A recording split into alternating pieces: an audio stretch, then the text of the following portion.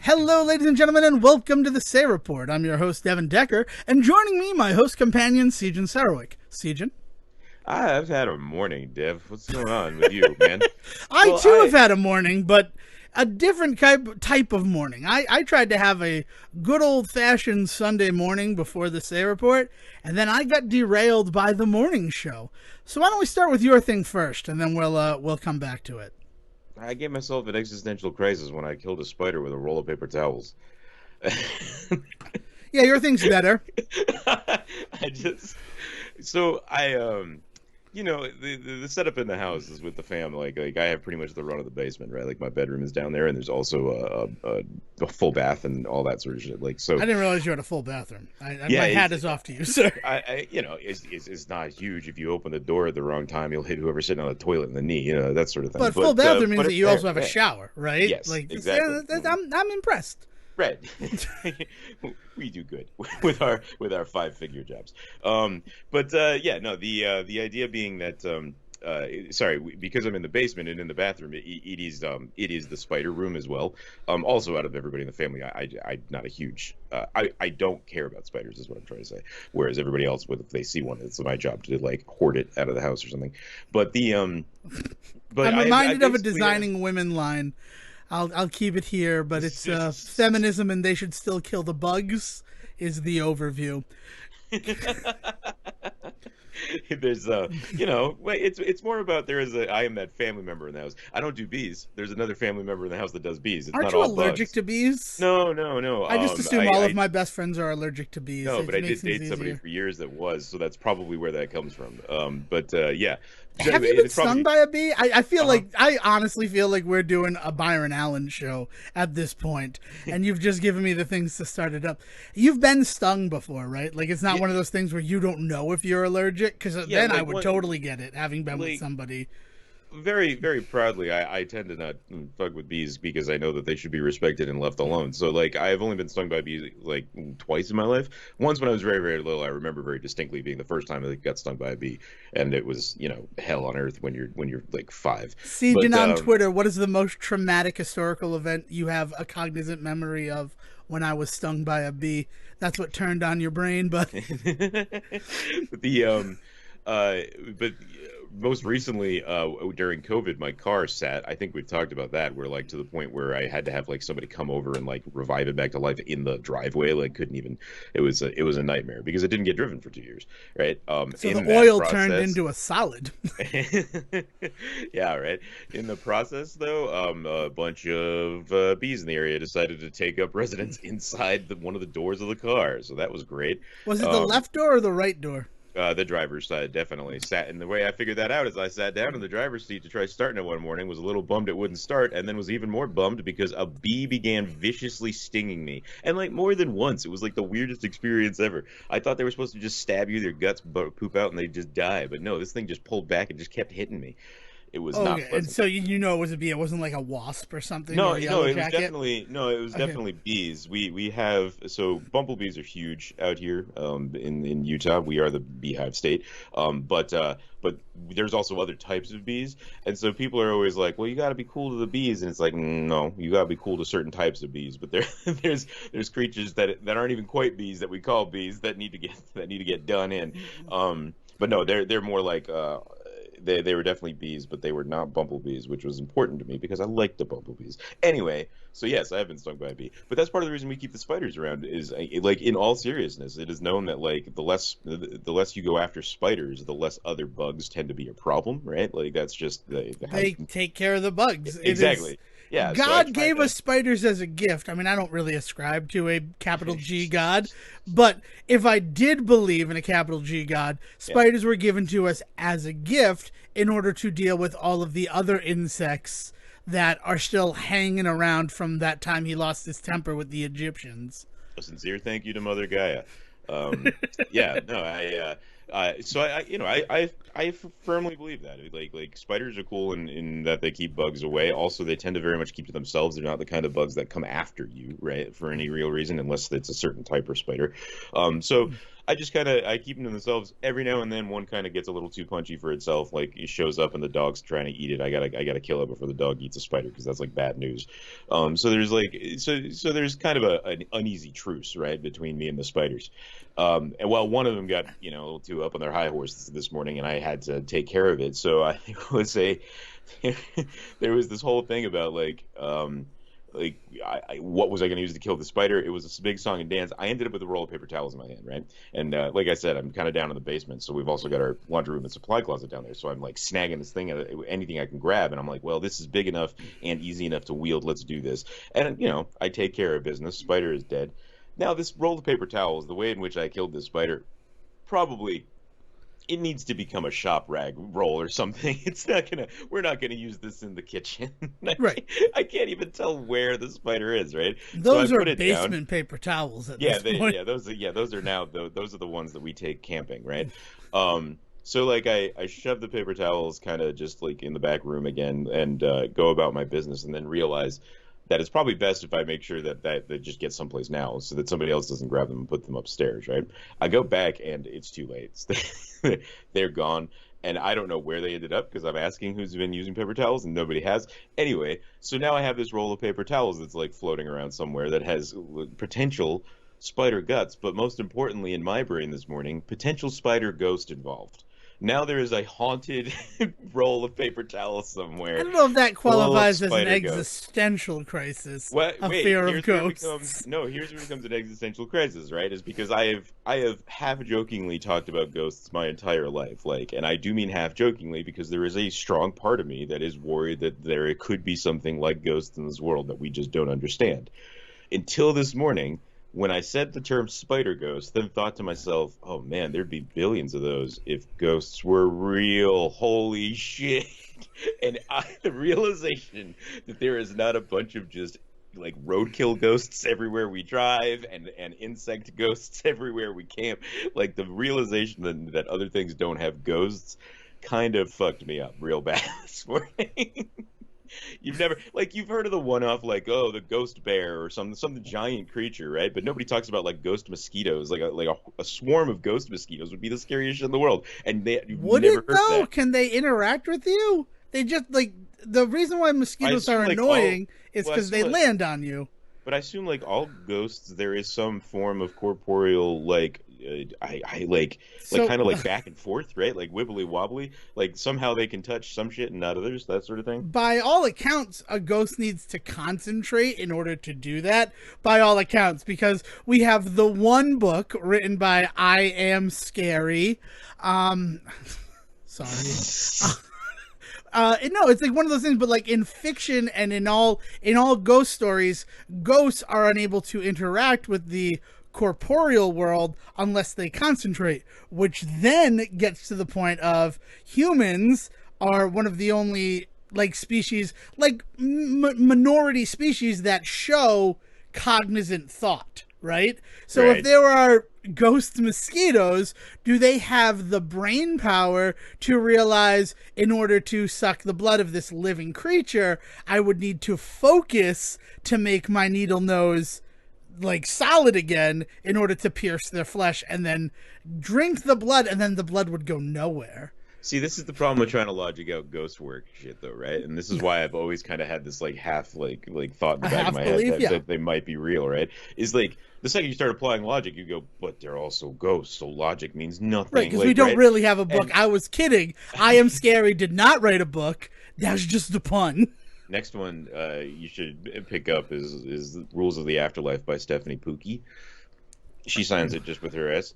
I'm trying to think of all of the dumb jokes from all of those old the scary story books. Always had the jokes in between. It took me too fucking long to get spooky from that. I was focused on the Pookie of it all. I know. That's why it's a good one. Yeah, it's an actual thinker. yeah, so stupid jokes. But but yeah, so there is also stories, right, of like attacks by like ghost wolves and ghost bears and shit like that, right? And so like there is also anecdotal evidence, which I know is stupid, but we're talking about ghosts as it is, right? It's like so But I there's mean, a a whole lot of like those things, the problem for me is like the attack of the ghost bear or the ghost wolf is Mhm. generally an albino of that species, which would be cast out from like any sort of packs because of the difference, because in nature, differences are used to identify danger. pretty So, sure albino bears just go by polar bear now, Devin. I think it would be a no, little bit more no, politically correct. but I'm talking like a brown bear that would be born without the coloration of its fur if it Yes. were to happen. But yes, I understand. I appreciate your joke. Polar bears are actually black and they have clear fur. Thanks, Roger Williams Park Zoo. But it's one of those situations where like that story comes because, oh my god, it's a white wolf and we Right. don't ever see those, and it's alone, so it's also not acting in congruence with what we know and understand about wolves. And I'm talking like 1800s. I'm not talking about like yesterday in Wyoming, an attack from a white wolf. At that point we should understand, oh, that's just a wolf without pigmentation, right? Right. Right. But like in the time where, oh my god, a ghost wolf is out on the moors, and it's like, well, it's just a white wolf and we notice it at night because it has white fur, so we're catching the light from the moon, and it's scary because we're seeing a wolf at night, when generally, due to their natural fur camouflagation, which is not a word, I don't think, because I it don't was too know. hard to say, But we don't see them out there. I appreciate you trying your damnedest to like logic ghosts away from me, but I told you I've already done it this morning. I'm good. No, I guess I'm I logically. hit a point. I hit a point where I was just like, "Fuck, there'd be ghosts everywhere. This, damn it, this just ruins everything." But the And then, thing is, even if there were ghosts everywhere, unless we could see them, we wouldn't know. well, what are you doing? Why would you? Why would you? Why? I'm just saying, like, that's the whole point of planes of existence, right? They're layered on top of each other. Ghosts are here, but we don't see them.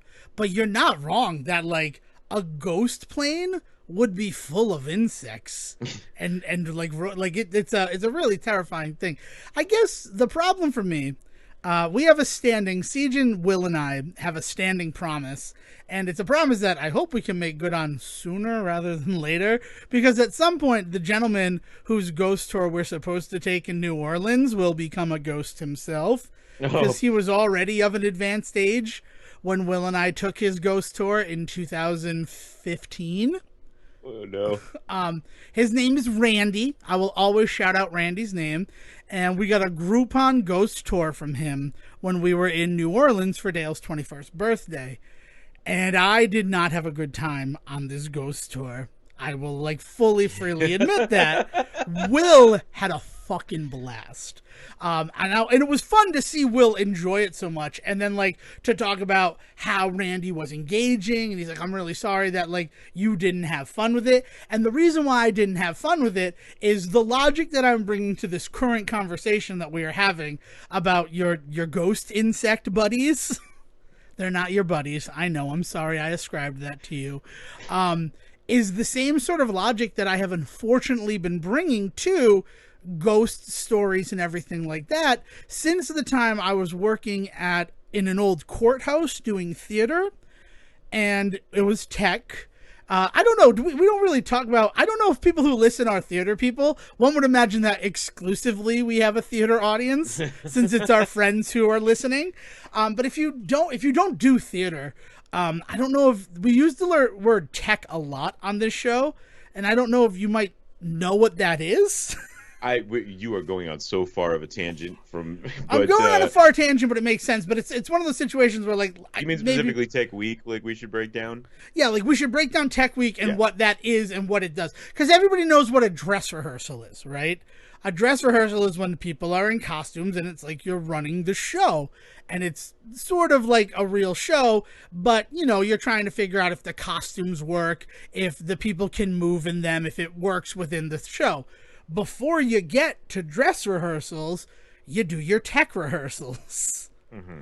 And It's the same idea, just yeah, with lights and sound. but with lighting and sound setting, and all of yeah. that, and set. Yeah. So one time I'm working at a theater that is in a courthouse, an old courthouse, a courthouse that my father once appeared in for speeding. That was his big story. Like, oh, you're working at the courthouse? I stood there once for speeding.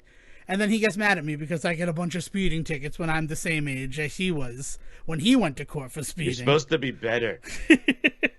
Well, I didn't. Well, no, I lost my license eventually, but that's not what we're talking about right now. Right now, we're talking about the courthouse theater that I worked in, and it's tech. Now, in tech, what I did, which should not be a surprise to anybody who listens to the show that I produce, is lighting and sound work, and not just like running lighting and sound boards, but also designs. Right, putting together. That courthouse theater just do Inherit the Wind over and over. They didn't. They did like real things. The first show I saw there was the Rocky Horror Show. Nice. And it was not good. And I just say not good because like the sound was really bad, and it was a small space for your wireless microphones to lose connectivity to your antenna.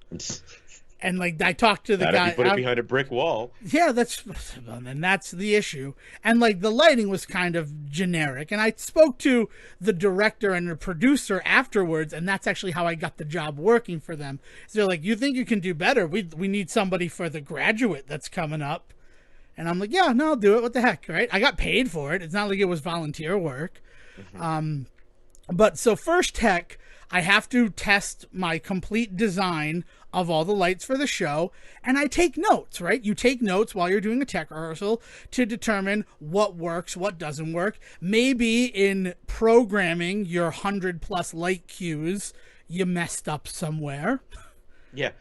You maybe mislogicked one or two of them, right? Yeah, exactly. So you do it, and you do it while they're acting so that the actors understand what the lighting is going to be like in during the show. You do it so that the director can see it, and if your design for the lighting is too dark or too bright or not exactly what they saw in their mind, you get those notes as well. So while I'm taking the notes, I realized that whenever I go to, I believe it was scene 30 of the 50 scenes that I had put together that could be randomly accessed. Why would you need to remember that? You have a lot of junk in your mind, pal. Well, but that's just how my mind works. I keep all the junk, and if I keep it neat enough, I don't go crazy. The problem's going to be when a monkey gets loose in my brain and removes all the little tabs, Sejohn. It'll be a ghost monkey. But yeah, I believe it was scene 30, and it was supposed to be like sunrise for like when they were leaving the hotel. Mrs. Robinson and for lack of a better term, Dustin Hoffman, Benjamin Braddock is the character's name. See, it's all in there. Nice. And a random light came on when we went to the scene, and I'm like, oh, I need to check that. Maybe I just messed with it wrong. So I noted it, and then the scene came up 2 or 3 more times, and every time it came up, that same light was there. So obviously, to me, as a lighting designer who's been light designing for 10 years at this point, I'm like, all right, so when I was programming, I didn't realize that I had that slider up a little bit or something like that. It's an easy enough fix. So after this tech run through to test the lighting, rehearsal was scheduled until 11 o'clock, but it's 9:30, right? So they let the actors go, and that's normal procedure, right? Like, I'm not the crazy person for thinking that that's a normal procedure, right? Because now it's my time to sit with the director and go through our notes and try to fix everything so that when we do it tomorrow, there are no problems, or we can focus again on what the director's vision is. Okay, Devon, it was 20 years ago at this point. Yeah, no.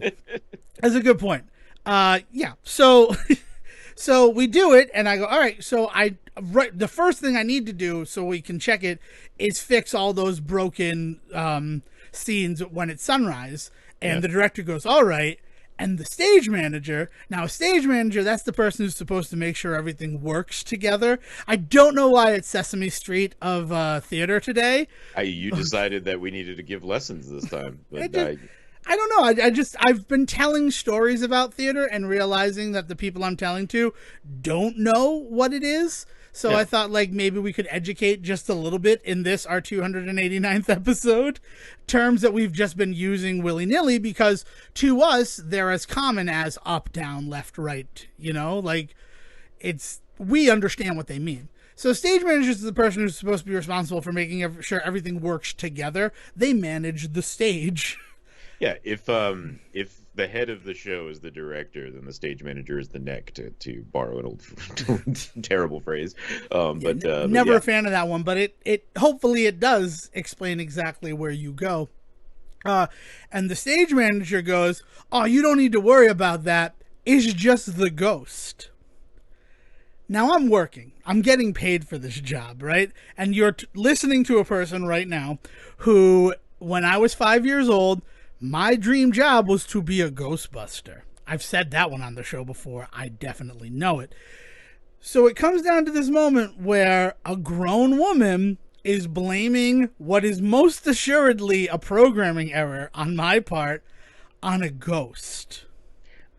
Yes, you are talking about a breed of the most superstitious people on earth. We have definitely talked about it before. Macbeth. Yeah, that theater people are just, there is something.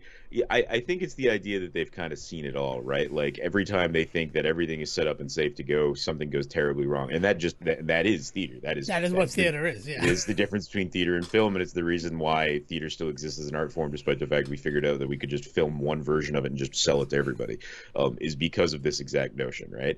And in that, like, they need to believe in something, much in the same way that, like, you and I have openly talked about the fact that we are not religious people, we do not believe in higher power, but I still use phrases like, oh my god, and stuff like that, because there just needs to be something to, like, grasp at, and there's a sliding scale of that shit. Some people just kind of say that stuff and there's just nothing behind it. Some people say it and there's a little bit behind it, and then there's people out there that say that shit and they honestly truly buy into it. Honestly, those people usually don't say that kind of shit because they scared to, but that's a different story. But I think that's what it is in theater, is that you have these people that are in these positions that they just need to hold on to something when shit goes sideways, and they've seen it go bad so many times that it just breeds just the worst superstitions in people, like almost as bad as sports. No, in fact worse than sports, because pretty often everybody has their own superstition, whereas at least in sports it's a lot more like, oh, the whole team believes in this, the fan base believes in this thing, let's sing this song at this show, like right. In theater, everybody has their own shit. Somebody's like, yeah, I always need to have a slice of lime in my wallet when I walk on stage, because if I don't, then I'm just gonna forget every line. And it's like, whatever, man, whatever you got it, whatever your process is, right? You don't need to involve me in it, is usually where that ends. Yeah. And if you do involve me in it, here's just a disclaimer for working with Devon Decker in a theatrical experience. If you inform me of a superstition that is wholly your own superstition, and to continue with the slice of lime in my wallet analogy, I'm going to go and I'm going to remove that slice of lime from your wallet. And here's the beautiful thing about that. You're probably going to perform pretty cold, man, flawlessly, right? And that superstition is then broken forever. Or you fuck up all your lines that one night, and I'm entertained by that too. I am a chaos-a-lot, Sejohn, in human form. I think they're called assholes. But I mean, like, I think I've told the story on here before, so I won't like deep dive into it. But like one of the last jobs I ever had in theater is I worked with this lovely gentleman that, in all honesty, believed that you had to, quote unquote, sacrifice an Oreo to a light board every night for it to work properly. And that was around the time I realized that I was surrounded by some people I didn't need to be surrounded by anymore. What does that mean? Do you mean you have to drop an Oreo in the lighting board? In front of you was this old two-scene element, right? And what that means is that there was two areas to it where you could set up scene 1 and scene 2, and then there was a slider so that you could slide between the two. And while you were in one, you could like fuck with the other, so that when you slid to it, it was a different scene. That's what I learned on. That's what I learned on in high school. Right, yeah, like it was one of those boards, right? So I have this board full of sliders in front of me, and every now and then you'd hit a slider and you'd switch a scene and something didn't look the way you expected it to, and sometimes it would just straight up not work. It was an old building, it was an old board, all that sort of shit, right? I didn't care too much about it, but the guy that ran the place that I was working for was like, oh, well, make sure that you're doing the ritual every night before the show starts. And I was like, I what? And he explained this entire thing to me. I feel like I've told this story before. I have never heard this story. The term sacrifice an Oreo to a light board only opened up further questions that if I had ever been given the well, answers, I would tattoo them on my heart. so let me explain the ritual really quick, because that was the best part of it. Is this is something that he had believed so deeply and had been doing for so long, that under the board, carved into the table itself, that had been there for years by this gentleman, was an actual like stylized pentagram. I don't know if the guy did the research or whatever to make sure he had all the right symbols, or if he just made shit up. I could not tell you how deep this insanity went. The Nabisco symbol better have been one of these runes. I'm just you had to then push the board back, like pick it up with two hands, and and make sure that that you were respecting it, essentially. Then you placed an Oreo in the middle of the symbol. You said a quick prayer to whatever deity you believed in, and then you had to lift up the Oreo and then twist and eat the Oreo in like a particular way, and then you had to very gently bring a board back. I think the motherfucker just wanted to eat Oreos every night. I don't know like why he didn't just admit that to himself, but like that was the entire process, and he swore up and down that if you did that, you wouldn't have a bad night. And I didn't have the heart to tell him that I didn't care that he believed this, but that there was no way in hell I was going to be doing this. Like, this is not going to be a thing, right? And like he's like, so just make sure you're up there just like 10-15 minutes earlier, and you're taking care of this. First of all, this is not a 15-minute ritual, dude, but okay. But like just make sure you're up there early and like take care of it. And it's just like, I will attempt your ritual. It's all I could probably muster to say at that moment. And that was kind of the end of the conversation. It never fixed it. Shit always went wrong. And like, even when I've been to other shows there that he had been on the board for, and I assume he was doing his own ritual, and shit always went wrong then too. So like, it never seemed to fix anything. He just swore that if you did this thing, it would be a good night. I don't know. It would be, well, I mean, we don't know what a good night is. That's one of those sliding things. But it's also one of those situations where, okay, so we had one bad cue, right? One time where the slider didn't work. It could have been so much worse had I not done the Oreo ritual, which, like, that's the right. That's the real problem with things like superstition like that, is that they become an excuse. And that's what it was for me. First of all, confirmation bias, right? Yeah, like your brain starts to only focus on the stuff that proves your point, right? And that sort of stuff. Yeah, and I have to. I'm sorry, because I feel like I used the exact board you just described, and the reason why sometimes those sliders did not work is because those sliders had a real tendency to just come off of the element that moved them. Yeah, they'd unseat. So they'd unseat very easily, and then by bringing it down, I mean, all it is essentially just a big lever, and the way that it works is at the bottom of the thing that you touch, it pushes the lever forward. So if you push with a little bit too much force, you're gonna, move over the lever, and you're just going to be moving the element. Or you'll be a little bit on the lever, so even though it says it's at like 20%, you're really only at like 15% because the thing is moved forward, but the lever can't move as far forward. Those things are also always really fun because every single individual slider had its own bell curve to like brightness. Like, well, that has to do with the dimmers. One was not 20% on the other. Yeah, that's that true. Has to do with dimmers. It would be the board, right? It would be through whatever. Yeah, because I remember this. It sounds like the exact system that we had at Coventry High School, which those dimmers were installed in the 60s, and then I started using them in 2002 is when I started doing work for Coventry High School. And I remember... Now you're getting to some real tech shit that we might want to explain. Basically, you have a board full of light switches in front of you, and those don't connect directly to lights. Those have to connect into the electrical system first, and then into the lights. Your dimmer is it connecting into the electrical system. So, yeah, when those were from the 60s. Yeah. So the dimmers, so essentially, like a dimmer in your dining room, right, to control how intense your chandelier is, the difference is the electrical box behind that is instead backstage, and then the lights on stage are plugged into that, and you're at your board controlling how much electricity goes through them. Right. And over the 40 years from when that system was installed at CHS, the way that they had like fixed fuses and stuff, well, a lot of the times they would just not replace the fuse, right? Yeah. So just like, oh, that dimmer is dead. They all came. Just don't use that. Just one. Don't use dimmer 15. all right, Okay. anything but, and then I'm like, oh, so you have dimmer 8 as dead? Could I shift out like dimmer 10 that is working with dimmer 8 so that I don't have one dead dimmer in the middle of my board and then all the dead dimmers are connected at the end? And like the person that I said that to was like, I didn't know the dimmers could come out. And I'm just like, oh, cool. And that's when I went to the principal and I'm like, hey, so can I get money to upgrade the auditorium? And I don't mean like upgrade the auditorium, but I mean put it in working order. And I got the okay to do that. They're like, oh, we've been looking for somebody to do that. We just don't have any. And that's when I started working for my high school when I was still a student. When they're like, yeah, if you're willing to take that on, we have money set aside for it. We just don't have anybody who's willing to take the time to do that.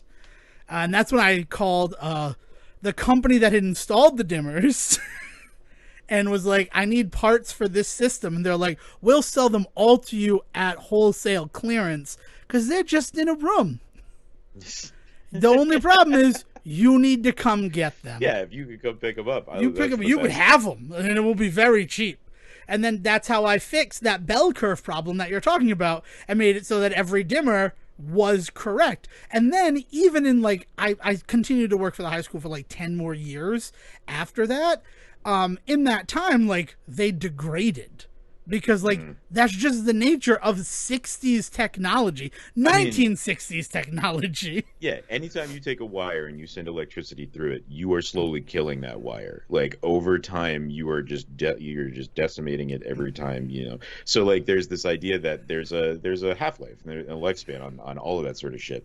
And like knowing that kind of stuff is really important when you're doing this kind of work, which is why when you get somebody in the room that's just like, I didn't know how dimmers worked, is supposed to be in charge of that system, you just like, you freak the hell out because you're just like, you're going to kill somebody someday. Yeah. No, so, but the whole but point, the ghosts. The whole point of it is that person said ghosts. And that existential crisis that she described having this morning about, well, ghosts can't be real because spider ghosts are not everywhere. Everywhere we walk, we do not walk on the ghosts of dead raccoons. The ghosts of dead raccoons sounds like the most badass, like, psycho hillbilly album. I mean, the ghosts of dead raccoons also sounds like just a very racist play from the 1700s. Oh, yeah, well, now you went there. I was about to start talking about... All right, now... I mean, I like your sickabilly ideas, Sejohn. I'm all about it. But that's where my mind went when I said it, because I actually think I read The Ghosts of Dead Raccoons. But to bring it back to it, everything that Sejohn described having to go through this morning, I went through literally in 5 seconds. Like Jack's method, I'm going to count to 5, and I'm going to just deal with the fact that ghosts are not real. And the only reason for Devon Decker that ghosts cannot be real is because this woman cannot be right. That the problem with my light design is a ghost. Thing. Oh, my higher power is myself, Sejohn. Somebody out there needs to make a compilation of all of the reveals of Devon's likeness. Like all of the times that you admit something on here that really gives us a deep look into your psyche. Dude, it was just like, I'm like, it's not a ghost. And then to the fact where she's like, so we could just go home, there's no way to fix it. And in the time that she said, so we can just go home, there's no way to fix it, I had fixed it. And I'm like, no, it's fixed. I There's think nothing she's like, to be done. I did it. Nothing. It's done. Well, I guess the ghost is done. And I'm like, no, the slider was up slightly when I programmed it. That's it. We're doing. There's nothing better than the guy that doesn't really work for the company, right? The consultant, the guy brought in because he's a specialty at something, so he answers to no one. Listening to that guy deal with your coworkers' bullshit is the best. Nope, wrong. Oh, thank you. Please, I've been dying for years to say it. Well, you need to understand, when I first showed up for this, and I promise we'll move out, we got Farzar to talk about. I have to finish up my stuff about the morning show. We have some good things to talk about, I promise, and this is going to be the end of this story. When I first showed up to work there, I had looked at their light board that night that I saw Rocky Horror Picture Show, and just the Rocky Horror Show. There's no picture, that's specifically from the movie. I looked at their lighting board and I took down the model number, and then in my spare time I found a copy of the instruction manual and read it, knowing that I would have to work on the board eventually. Yeah. So I show up there, and the director of the show I'm going to go, and one of the producers, they greet me, and they're like, we have a meeting, but we wanted you to come in so you could have an hour in the space to familiarize yourself with everything that's going on. So in that hour, I familiarized myself with the board, the broken board, quote unquote, that I was told I'd be working with, and they apologized to, was not a broken board. It was just a board that nobody wanted to bother learning how to use because it wasn't an ETC board. It wasn't some new hotness board. It was an old school, you just program it on the board and you go that way. Like it had like maybe a tiny LCD screen. Like a Game Boy. It was like a Game Boy, essentially. Yeah. Nice. So when they come in, they're was like... it a hag or a hog? No, it was a leprechaun, which I believe actually might be... Yeah, a hog product or something like that, or a predecessor to it. I was actually literally just looking at a hog last night that I was just like, man, this thing is fucking wild, and it's exactly what you're talking about. It's but the thing is that the hog board has that LED because they're like, it's important if you don't have access to a monitor to be able to use your light board to do everything. Right. Where ETC, as soon as they're like, oh, we can output to monitors, eliminate any sort of feedback from the board. Yeah. You have to have it. And that's why hog products tend to be the industry standard, at least in any professional thing that I've worked in. Like in college, it was all ETC stuff. And I'm like, I don't know why. I don't know who advocated for this stuff for you guys, because it's not what we're going to be using in the real world. And that's the issue that I have with our college education, is just how much of it failed to prepare me for working in real theater. But that's not what this is about. I had some theater dreams last night. I'm sorry. I'll talk about it. But they finished up their meeting. They came in, and I'm still working on the board, right? I'm doing other stuff. And they're like, we're really sorry about it. Like, we know that you're a professional and that you're going to have to work with that broken board. We want to apologize. I'm like, this board's not broken. And then I started a chase sequence of all the lights that were currently hanging in the thing. And they're like, how did you do that? And I'm like, well, I read the manual.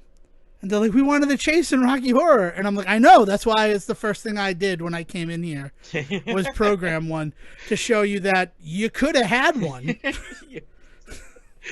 Spiteful Devon. There needs to be a cartoon. There ought to be a book. Well, anybody out there who wants to write it, I'll negotiate the likeness rights. All right, let's move past this. Spiteful Devon and the Ghost of Dead Raccoons. I can see the book jacket now. Yeah, I don't know. It's one of those situations, and that's unfortunately where when we went to go see Randy in New Orleans, all of his stories, I'm like, well, logically, somebody pushed that guy down the stairs because they didn't want him to talk about all the back alley abortions he was doing. See, but that shit is just as cool as the ghost stuff. Oh yeah, like that's the thing. But like, to hide it in ghost things, right? Like the way, and that's what the whole thing is. It's supposed to be a ghost store, but it's like, this is an apothecary's house who would perform abortions on all of the high-ranking members of the state and city councils, and that's why it's located across from what used to be the old town hall. Yeah. So that like they could watch it, and they had this watchful eye over him. And then one night when he was walking down the stairs, he was pushed and he fell to his death, and there was no one else in the house with him. It was a ghost. It was probably one of the ghosts of the women, either the children that he had ended the lives of prematurely, or one of the women who died on his table when he was performing one of his 1800s level, like 1800s technology abortions. And I'm just like, or someone in city council was afraid he was going to talk and they killed him. Or he tripped over his goddamn robe. We don't know. Exactly, right? Your mind jumping immediately to ghost because we're in New Orleans. Oh, man. It's like, if you believe in ghosts, like, there is a whole other level to this that we are not approaching. And, like, we do not be insulted by us two chuckle fucks sitting here talking about how there's no I mean, you're listening to an episode of the Say Report called The Oreo Ritual, right? You knew what you were getting into, I hope. And that's the thing. You know, we're high ranking in the philosophy podcast, so obviously we needed to talk about something like this, right? I mean, it's the philosophy. Really, that's just that's logic, right? It's the Right. where you choose to apply logic. And I mean, logic's a huge part of philosophy. And I don't know. It's just, it's an unfortunate thing because I'm kind of sad that like belief in the supernatural is gone. I would still love to be proven incorrect. In fact, I do it at the end, but right now, if you are somebody who has a haunted space and you want to prove that it's haunted or not haunted, send us a message at the Say Report on Twitter. I would love to be that guy. Those like old scary stories of Nah. I've seen those movies too many times, and one of us dies, and it'd probably be me. So I'm not taking you in. I'm not taking you in. Real, he became one. No. I would do it alone. That's the thing. You can't have two people there. It needs to be one single person's perception. I would record an episode with you remotely, how we usually do it, from inside of it. You just upped your chances from 50% becoming a ghost to 100% becoming a ghost. Nice. Yeah, right. Nice. Yeah. The ghosts are going to see me and be like, yeah, that's the energy we want in our house. Fair enough. Yeah. We want the, what's it, the irritating Devon, or I don't remember even what the name of the character was. Ooh, Dev. Irrational Devon. So I had my whole morning, and this is all in an effort to kind of get you to avoid talking about the morning show. Well, yeah. Well, I want to talk about my morning too, because it started at Coventry High School. We tried to have a good old-fashioned Sunday. We get breakfast at McDonald's. I blame Big Daddy. So hard for the breakfast I had at McDonald's this morning. I didn't know that you could get hotcakes and sausage as a meal. And it's perfect. Really? McDonald's hotcakes and sausage. I didn't know it was a thing. I only thought they had the big breakfast that comes with, the hotcakes and stuff. I didn't realize they had just a hotcakes and sausage option. Okay. And it's one sausage patty and 3 hotcakes. And, I just dip them in the syrup. And then one of them I turn into a sausage taco. And it's delicious. So I got that. And then, you want to eat it relatively quickly, and I don't want to eat inside of McDonald's now. I'm still wary to go inside of restaurants, even if it's just the McDonald's. So I went over to the high school, sat in the parking lot, and ate my breakfast. And then I went and I got boba, because my sister found out of it. Dale, I can use her name. You know her name. She had a podcast affiliated with ours briefly. We went and got boba tea, and that was perfect. And then my mother has invented this thing. And you can only do this for a brief time. So if what I'm about to tell you interests you, get on it.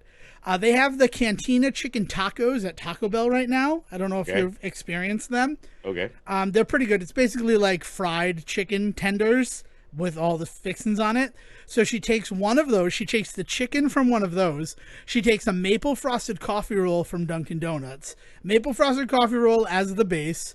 Cantina chicken on top of it, cheese, and then she covers the whole thing with sriracha. I would tell you, it's a flavor explosion. It is absolutely delicious. So I was able to get all of the ingredients to put that together. Because I don't know. Can I buy drugs from your mom? I want to be whatever she is on. That is amazing. Dorothy Decker had not eaten at Taco Bell ever in her lifetime. And then when they introduced the chicken sandwich at Taco Bell last year, she's like, well, I'll try one because I've tried all the other chicken sandwiches. And I had Taco Bell once. Their chicken sandwich wasn't that great. What? What are you doing? I didn't know you could do Taco Bell wrong, but here we are. But yes, she tried their chicken sandwich and fell in love with the chicken specifically. So whenever the Cantina chicken is around, she's like me with Taco Bell regularly. I mean, it's Taco Bell. Is it like Dorito dusted or some shit like that? I don't Cheetos know. infused or something? The breading is it has like Mexican spices in it. It's one of the only foods that I eat that gives me heartburn is the Cantina chicken at Taco Bell. Like, it sticks with me. It's because they pickle that chicken. It's good. It's really good. I love that. So that was the morning, and that was wonderful. And then we came home, and we had one episode of the morning show left, and I'm like, I want to be done with it. I want to be done with it so that I can briefly talk about it on the show, and then never think about the morning show again.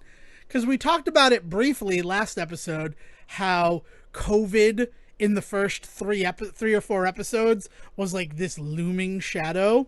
Yeah. COVID didn't affect the morning show until the final episode.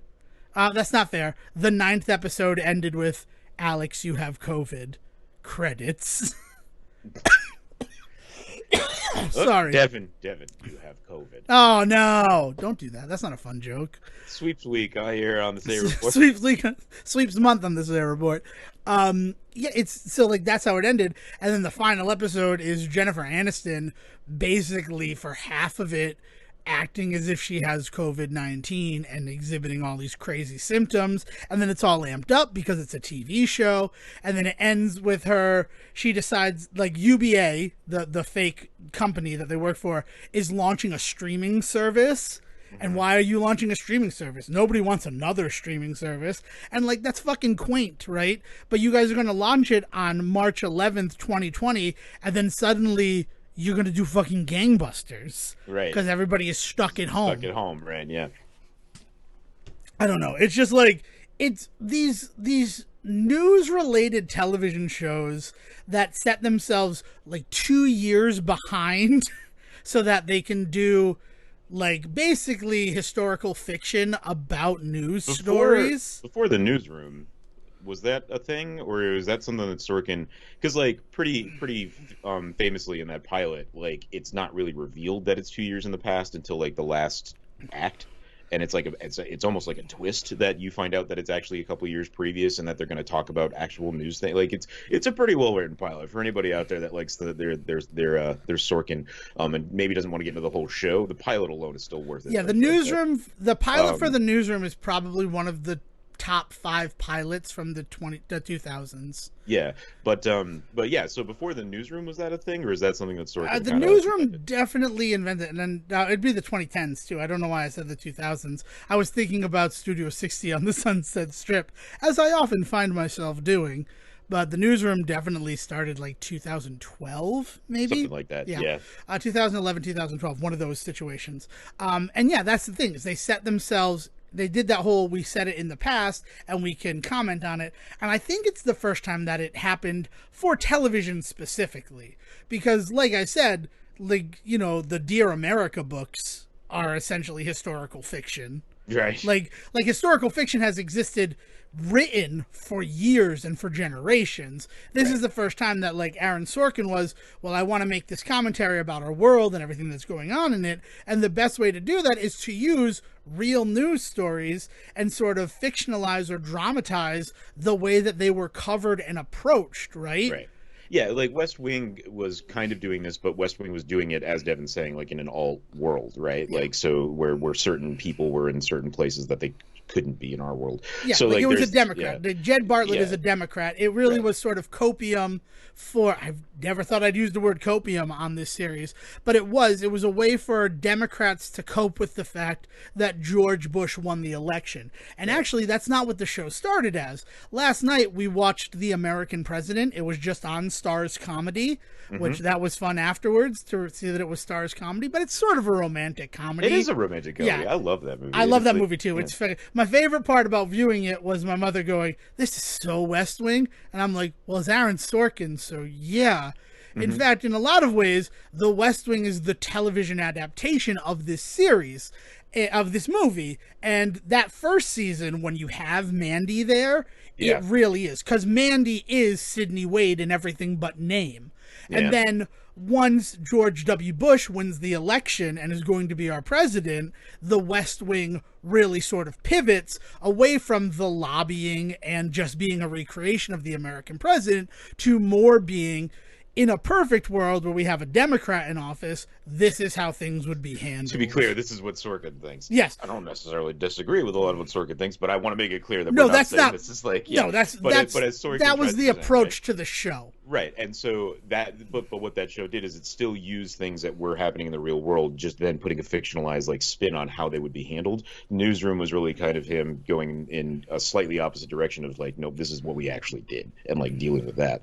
Right, and I dropped Studio 60 on the Sunset Strip, that one glorious season of television, and that was really and a heavy examination at SNL and what was going on behind the scenes at SNL in the early and 2000s. And NBC NBC, in yeah. general, right? It wasn't just like behind the scenes of that show, but like the whole. I mean, in a lot of ways, the 30 Rock, which I think that's really the only unfortunate story of Sunset Strip, right? Is like it came out around the same time that 30 Rock did, and 30 Rock was funny. So 30 like, Rock, I believe they premiered the same week. yeah. You can correct me if I'm wrong about that, but it was one of those situations where well, right? Studio 60 was a Monday night show. 30 Rock was part of Must See TV on Thursday. And so they're inviting you to examine them together. Right. It's like movie twins on television, and that rarely happens so like in line with one another and also on the same network. Like, it would be one thing if the show that's taken pot shots at the way that NBC is run and the way that SNL is sort of their, like, crown jewel had been on ABC or CBS or like, even cable, like with TNT or something. For it to be on NBC and then 3 days later, basically the same thing, but in a 22-minute format with, like, actual people from SNL on it and behind it. An easier digestible commentary. Like I love Aaron Sorkin, but anybody out there that says I hate the guy because I can't understand anything he like, I get it. Like he is stuck up his own ass and hard to interpret sometimes. But I can't deny the fact that like I'll watch anything that has his name on it. So yeah, and I think that comes from the theater background that we share. Yeah. But getting back to it, so the morning show is very much walking in the footsteps of the newsroom. The whole point of the show is we're going to set it a couple of years behind so that when Mitch Kessler, Steve Carell's character, is revealed to have basically been Matt Lauer on this show. For everybody that doesn't know what that means, it turns out that he was using his position of power to, be inappropriate with young female interns and employees and all sorts of shit. Even fellow anchors. Like, it wasn't just like interns that were there. Like, Matt Lauer did some things. And if you want to read more about it, you can, because I haven't prepared that stuff. But very much the character of Mitch Kessler is an XP for Matt Lauer. Yeah. Right down to the fact that he has a button in his dressing room that shuts the door, which was a very famous reveal about Matt Lauer's dressing room at the Today Show. Sorry. Thinking about it really kind of sours it. Bond villain, anyway. Yeah. So that's the first season was really focused on the Me Too of it all and all that. The second season, really the only thing that had happened in the 2 years since that first season came out was COVID. Like they start with a little bit of election stuff, and then they kind of like tread water a little bit. Like it just felt very strange. The first episode that felt like it did anything was the 7th episode of the series, and the 7th episode of the morning show is also possibly one of the worst written things I've ever witnessed. And I don't know, did you do Framed yet today? Because I'm about to spoil Framed if you haven't. I believe I did. Yes, I did. All right. So it was The Arrival, right? Mm-hmm. Framed on the Sunday when we're recording was just Arrival, right? I don't know why I always had that there.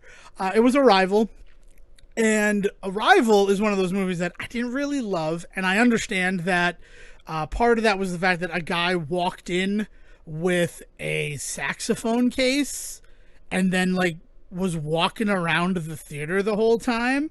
And you need to understand that, like, this is 2 years after the shooting at the Dark Knight Rises premiere. Yeah, no, so, like, fucking weird. Like, why was he allowed in the building with? That's fucking weird. We were at Providence Place Mall, man. It was just, dude. The weirdest part about it is that afterwards we ended up talking to the guy for like an hour, because of the person that was in attendance at the movie with was like, we should talk to the guy, see if it's okay. And I'm like, you know what? Whatever, right? Like, this night's already ruined for me, right? Maybe I'll get a story out of it. I don't have a story out of it, guys. I'm sorry. Like, otherwise I'd be telling it right now. So I was distracted for most of that movie, and then spoilers for Arrival, right? You've been warned. You can leave if you want to. Yeah. One of the final lines in the movie is Jeremy Renner whispering in Amy Adams' ear, "Let's make a baby." And it's kind of gross. Like the delivery, everything that's come before, everything it represents. Like it's not like cute. Like you've never really saw them have that kind of cute relationship where this is the way they would talk about wanting to have kids. I mean, I don't know. Maybe it's just my interpretation. I hated that line read. And it is, when I think about Arrival, it is what I always think about first. I honestly don't even like recall it. It seems out of character for everything else I can remember about that movie. Yeah. Let's make a baby. Yeah, that's a weird read on that line in that movie. Yeah. Anyway, so the reason I talk about that is there's a moment in the morning show, and again, this is my experience. I'm a white man. I am not a female. So I don't know if maybe this is how you feel and maybe I'm just being a jerk. But the reason why I am bringing it up is because this episode only had one writer, and he was a white man. So it is him putting words into the mouth of Jennifer Aniston, right? For better or for ill, that is how I view it while I'm watching the show. Okay. Because the morning show is one of those shows that tells you the name of the writer before every episode. Which you don't usually, sometimes you don't see that on shows, right? Sometimes you don't see that until the end. And I don't know. Yeah. So she admits that time that, huge spoilers for the morning show. Whatever. Mitch Kessler is this huge Me Too guy who took advantage of everything, but Alex Levy, played by Jennifer Aniston, was his co-anchor. And because of that partnership, that shared time together, even though they were both married, they had engaged in an extramarital affair with one another. And one of those times they slept together in Chile. Now, in the first season, it was heavily implied that this was a moment where Mitch took advantage of Alex the same way he had taken advantage of interns and other people, right? She threw it in his face as this moment of, I don't remember if it was consensual when we were in Chile. So then, 7th episode of season 2, she kind of like walking back on that. And they're just going through it. They wind up quarantined together because they're in Italy and COVID-19 is out there, right? Coronavirus is a thing in February of 2020. Italy is a hot zone. So she winds up stuck there until they can get her a flight home. Okay. So they spend this whole time together. Then they start dancing.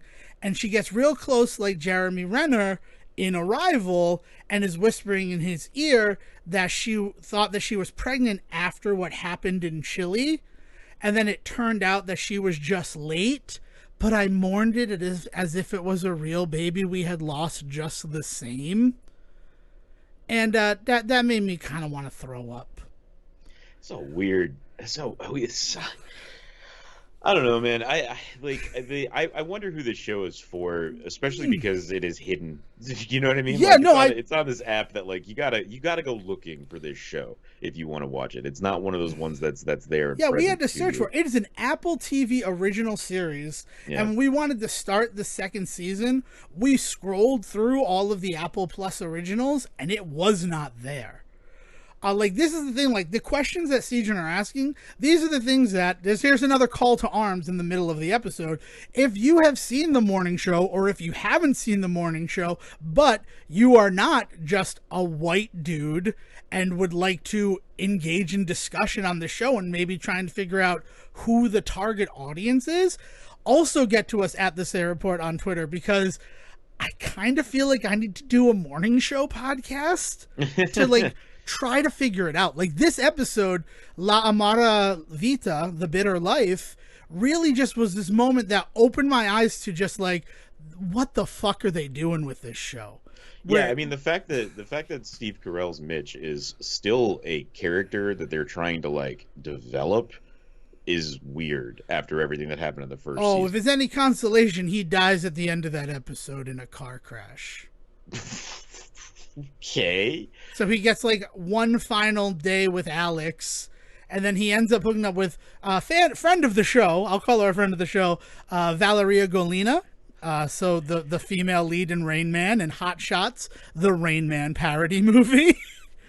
She shows up in the second season and is playing a woman in Italy that like is still giving Mitch a chance to redeem himself. Mm-hmm. So after the whole Alex thing, he goes and he tells her, like, I'm sorry that I don't want to taint you. I don't want to be physical with you. I do like you. I have feelings for you, but I'm afraid that you'll be tainted by the fact that I'm Mitch Kessler. And then they sleep together.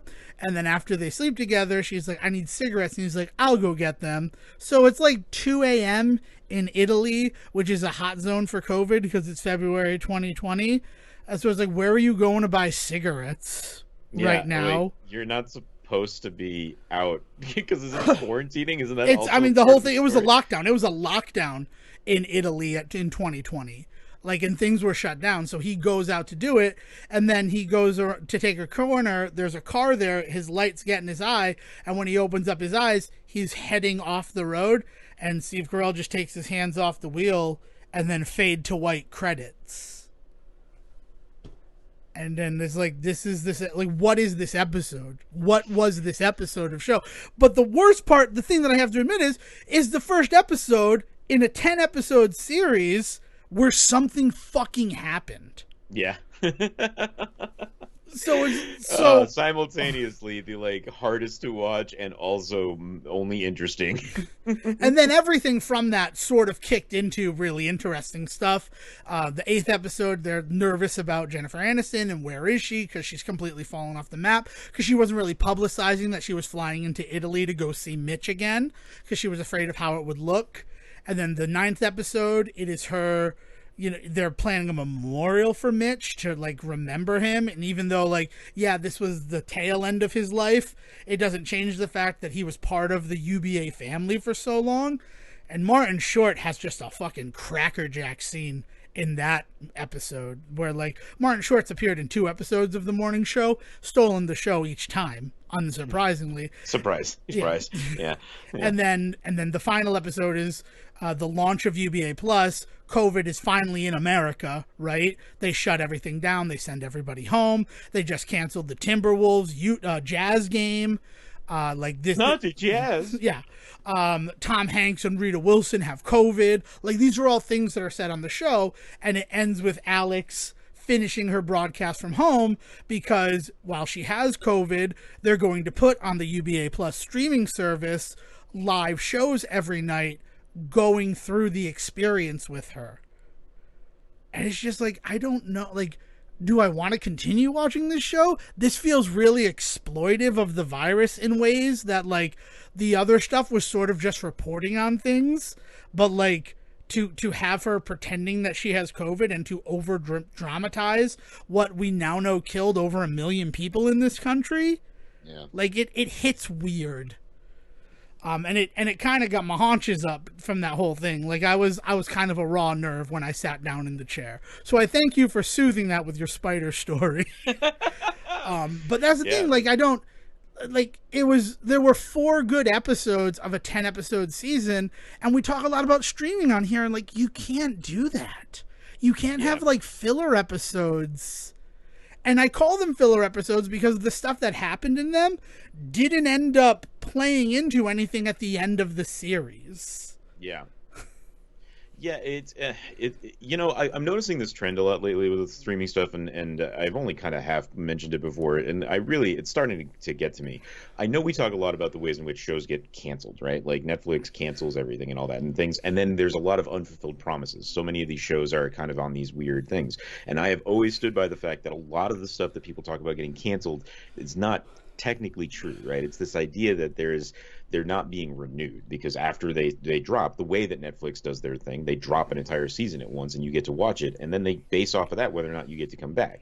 So they don't keep people to long contracts normally. There are definitely counterexamples of that, but the idea is that they lean more heavily on contracting people season to season and then just seeing what happens, and it's worth the renegotiation and paying people more money if something hits really big, because a lot of their stuff doesn't hit really big. That's the other thing about this model, right? So like they don't renew contracts. It's different than canceling something, because I'm getting really sick of creators creating these programs with these kinds of endings, with this assumption that they're going to come back, or hope that they're going to come back. It feels like they're holding, as an audience member, holding me hostage to the fact that like Like, you better watch, and you better make sure all your friends watch, otherwise you're never going to get any answers to these questions, and that sucks. like I don't want to feel like the show is like they're really leaning on that in an attempt to make sure that they get picked up for another season, because they're not renewed for because they're not contracted for more than a season at a time. It feels like they introduce a ton of stuff that they don't want to answer right away, because they want something that the company then has to come back and be like, well, people are watching and they want answers, so here's some more money for next season. And it sucks, because I encountered this exact same thing with the Resident Evil series that I was enjoying the hell out of. My only big complaint personally about the ways that show turned out is there's a ton of stuff that happens in the last couple of episodes that is completely, it doesn't pay off yet. If they get another season, it's easily all stuff that they could come back to, but they just introduce a whole bunch of stuff in the last 2 episodes of that series that then go nowhere, and it's just fucking wild. Like, I'm just like, what a crazy thing to introduce and then never get an answer for. And God knows it's a Netflix series, and it is colloquially not doing extremely well. So like, I might never get another season. Or what's worse is, if you do get another season, they're going to focus on things that were popular, so you might still not get a resolution to those things that were introduced in those 2 episodes. Or they'll enter those things, but they'll just introduce other things, hoping that they get a season 3, and eventually that doesn't pay off, right? So like, we can complain. Sam Beckett never made it home. Right. We can always complain about this idea that how dare they cancel this show without letting it get a proper ending, right? Like, but but you got to remember that sometimes these people do know that there's an ending coming, but they're hoping for more. So creators are also just as guilty of putting that shit out there, because that's what happens more often with these Netflix shows that people complain about. Like, they canceled it on a cliffhanger. How dare they? No, the show creator knew they had a season's worth to do a story, and they banked on possibly getting another, and they didn't. So like, I'm not saying don't be upset. Just make sure you're pointing blame at the right people. Like, these people that know that they've only got a season to tell a story and have the balls to leave you on a giant cliffhanger, it sucks. And I'm getting sick of it in these places. And it sounds like that's what's going on here on the morning show. Is like, they're just building up all of this material for later on, but they keep building all of this stuff for later on and never actually just like doing a story. And that's it. It sucks. And it's crazy because they do know that they have a 3rd season. The model for the morning show was weekly releases. They did not drop them all at once. Apple TV does try to stick with that old new episode every week. And I think that has a lot to do with trying to keep weekly active users, which I hate that, like, DAU and WAU are actual metrics that the streaming services work on. Because, like, for me, right, like, currently Hulu is doing Only Murders in the Building, and I haven't talked about it. If I'm ever going to talk about it on the show, I'm going to wait until the series is over, but it just feels too meta to talk about the murder podcast on our podcast. Like, it's too much for me. Yeah. And I'm Devon Decker, and it's too much for me. We learned our lesson with Alex Inc. Yeah, right? Jesus. Go listen to our Alexander Incorporated episode. I'm real proud of that one. It's why they became time capsules and not, let's just talk about something that interests us right now in the moment. That's a big origin episode of the Say Report, our Alexander Inc. episode. We did learn our lesson there. But Hulu is also doing weekly releases of that while it's a Hulu original series. Yeah. And I go there on Tuesdays, I watch the episode, and then, like, I don't really use Hulu the rest of the week. I mean, I do right now because the Orville is also happening, right? So Tuesday I watch something on Hulu, Thursday I watch something on Hulu, and then it just waits until Tuesday and Thursday again. It's not one of these situations where the shows that they're recommending to me outside of those are something that's also catching my eye. Yeah, and they're doing it to get you there, right? To hit those metrics that you were talking about. And it's killer because, like, this is exactly what we wanted to move away from with streaming stuff, right? And I don't know if I feel like Netflix is really in this ballpark, but I definitely feel the same way with the way that HBO works and Disney Plus work with their weekly release stuff too, as well as their strategic drops of, like, various property, like we're going to drop this here, and then 2 weeks later you'll get a behind the scenes, or 2 weeks later you'll get a short related to it or something. Like, the daily use and the weekly use measurements are just, like, are one of the biggest examples of the ways in which streaming services just aren't fucking getting it. And again, I don't know if I would include Netflix in that, but what happens is in the conversation is because Netflix is not open about what they're doing / not doing the same thing all these other streaming services are, they then get they get the bluntest stick. Like, people give them so much shit because of the ways and the choices that they make and not understanding what's happening there. Because compared to every other streaming service, they don't seem to be following the same logic, and that pisses people off because they can't figure out what Netflix is going to do next. And also, Netflix is trying to have both. Like Stranger Things releasing 5 episodes as part 1 of season 4, and then I believe it was 6 weeks later dropping the part 2. That's essentially the same thing. Yeah. But you're trying to set it up where they're like, oh, people can binge the first part of the season, and then they can binge the second part of the season, where it might have been an interesting time for them to try weekly releases with season 4 of Stranger Things and see how it affects people. I think part of it is that they feel that with Stranger Things specifically, they can never get away with it. Stranger Things is one of the first big, like, let's talk about Netflix binging, right? Like, it is one of the first examples of that. So to turn it into a weekly release would have felt almost like a betrayal, right? I'm not like in that weird way, but they split it up so they get to have their cake and eat it too. But then the other side of that is also that Netflix, more than any other service, is, I think, really strategic, at least they attempt to be, about their releasing and not stepping on their own toes, not cannibalizing their own audience. So by releasing 5 episodes of Stranger Things at once rather than weekly, they guarantee that big fans will just consume it all at once, and then there will still be 6 weeks where they need to hold on, and they know that Stranger Things is coming, so they're not going to get rid of Netflix or anything like that. So what are they going to do in that time? They're going to check out other Netflix stuff that's going on. So they're trying to, so just like you're saying, they're trying to keep you coming back constantly and using them daily, weekly, and all that, and like they're just doing it in a different way. So like, yeah, they're definitely measuring those kinds of metrics as well, and they're definitely dependent on those kinds of metrics as well. But the ways in which they're willing to still try and do something innovative and not the same as just let's just do it the TV model, which is just like everything that we wanted to get away from with streaming services. It's disappointing how many of the services have just become just TV channels. Yeah, it is. I don't know. It's very strange, and I wouldn't be surprised though if something like Cobra Kai, which is coming back in September, they didn't try the weekly thing with that. Yeah, I feel like it's going to come sometime down the line because we see it with almost every other streaming service. I mean, Paramount Plus does it with iCarly and Yellowstone, and Apple TV does it, Hulu does it, Peacock does it. Netflix has dipped their toe into the weekly release stuff. It's just that what they were doing was a lot more like topical stuff. Yeah. Like talk shows or news shows or The Soup, whatever they called that when it came back. The Joel McHale show. Joel McHale Talk Soup season. Yeah. I think it was just called Talk Soup. Netflix was it really? is Talk Soup. Yeah, that's awesome. For some reason I didn't realize it was. I saw the first episode, saw someone we went to college with on it, and I'm like, I can't watch this anymore. They know where I live now. So they definitely dipped their toe into the weekly release stuff before, so it wouldn't be too unusual for them.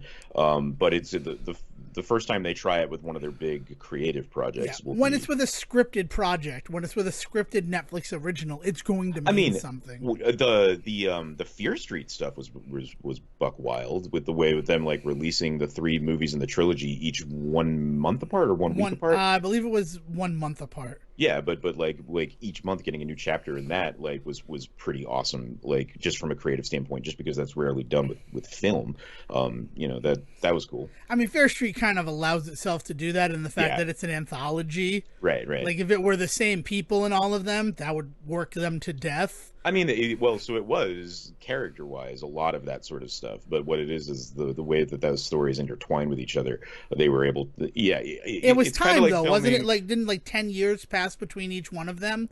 So even if it's the same character, it might be a different actor. I know there were flashbacks and things like that, but yeah. So I mean, like what it was more like was like filming Lord of the Rings, filming all 3 of those movies, right? Yeah, and kind of making sure that they were keeping the timeline straight by just filming them all all kind of back to back.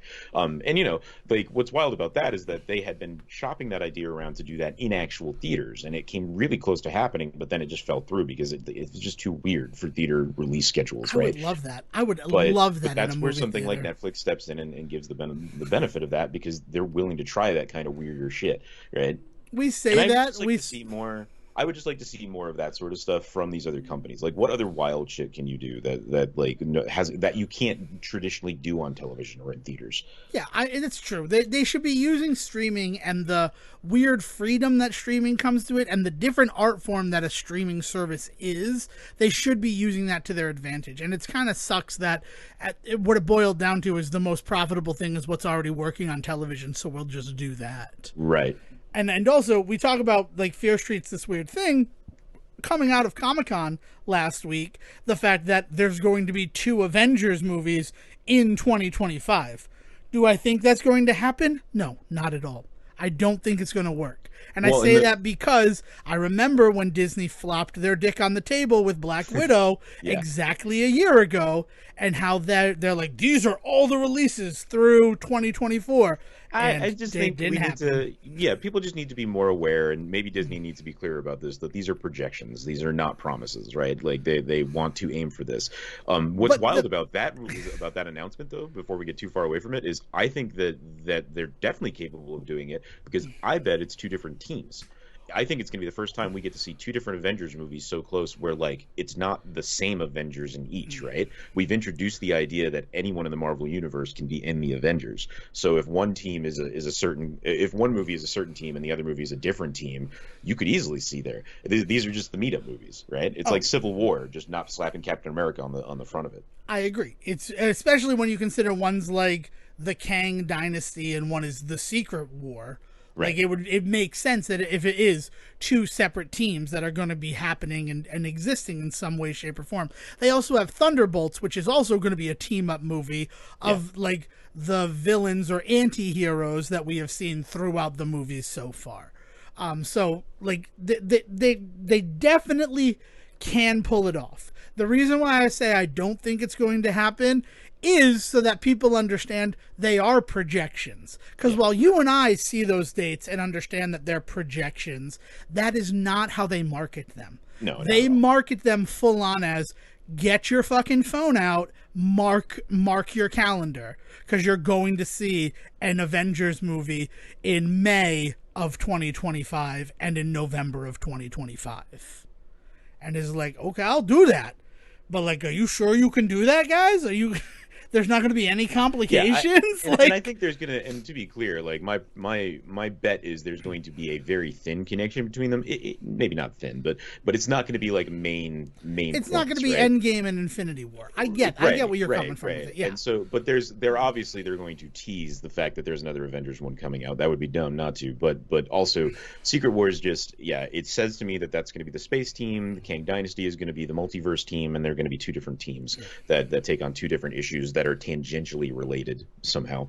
Right. Or the way that they defeat Kang in Kang Dynasty is going to relate to the Secret War, and we see everything that was happening behind the scenes for them to like show up on the boat from Love and Thunder, and shove Tooth Gnasher and Tooth Grinder through Kang's chest. I mean, again, the whatever on that one. That's not a huge spoiler for that movie. I believe they've been in all the marketing. The fact that Thor's goats from the comics are in that movie. So, I mean, freaking McDonald's has a Tooth Gnasher and Tooth Grinder toy right now. I want it so bad. I love them. I love Thor's goats. Ugh, those are words I said. But it is. But the reason why I bring it up and the way I look at it is that's very close to what they were kind of trying to do with Fear Street, was saying that, like, here's part 1, here's part 2 of movies in the same year. It's not a year that you're waiting to see the resolve of this. It's 6 months. And if that works, and if they can actually pull it off, and here's the thing, even though I'm saying I don't think it's going to happen, that's not what I'm hoping for. I would love if all of the things that Disney announced at Comic-Con actually hit their dates. The only thing is, they've done this before, and they were way off. Yeah, yeah. No, Like, but I mean, like, but you got to remember that the first time that you're talking about it, first of all, it wasn't the first time that they'd done these kinds of yeah, projections. They'd done that in the past with different phase announcements and stuff. But the reason that things went so haywire is the whole world went haywire in a way that could definitely happen again, but like let's hope not, right? So like yeah, there's definitely there's a lot more going on there than just like a hope and a prayer from Disney. Like they do clearly have a plan and they're clearly working on stuff. So like stuff is coming. It's just we've said this before. It's been wild to kind of see like the kind of non-direction that the latest Marvel movies have taken, and even with the announcement, it still feels like there's not a specific direction they're going in. it really feels like Phase 4 is just kind of season 2 of Heroes. To not be like a total asshole about it, But but I do point to the fact that for the last few years of the original, I guess, the original decade, right?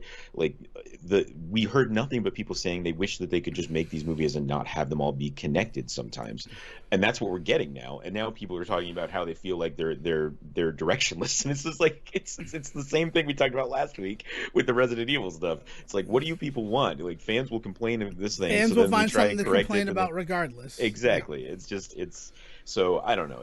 It's going to be really cool to see what they continue to do.